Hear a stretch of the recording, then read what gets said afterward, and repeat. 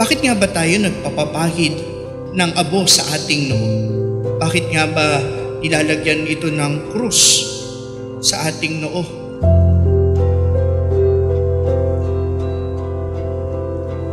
At ang krus na nilalagay sa ating mga noo ay hindi lamang paalala ng paghihirap ng tao o kaya dahil sa pagsisisi dahil sa ating mga kasalanan. Hindi lamang yun.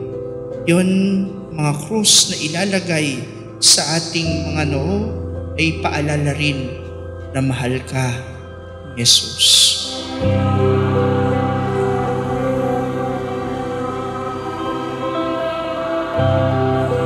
Nawa sa pagtungtong namin sa unang araw ng aming pagsisikap na makatugon sa 40 araw ng Kwaresma, patuloy mo kaming pakakaingatan at pagkakalooban ng kalakasan.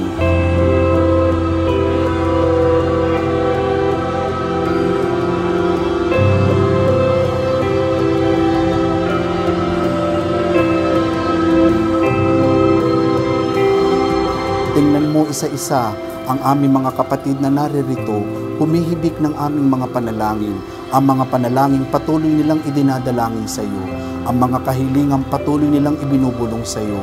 Pakinggan mo ang aming mga panambitan at ang aming mga kahilingan at tupdin mo nawa ito, Ama, ayon sa iyong mabuting kalooban para sa amin.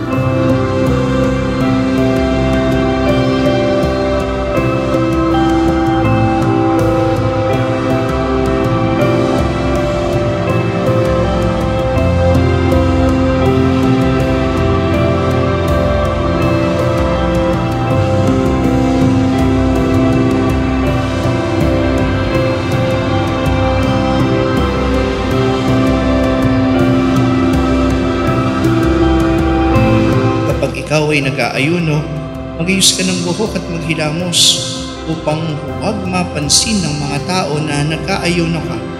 Ang iyong Ama na hindi mo nakikita, na siya lamang makakaalam nito.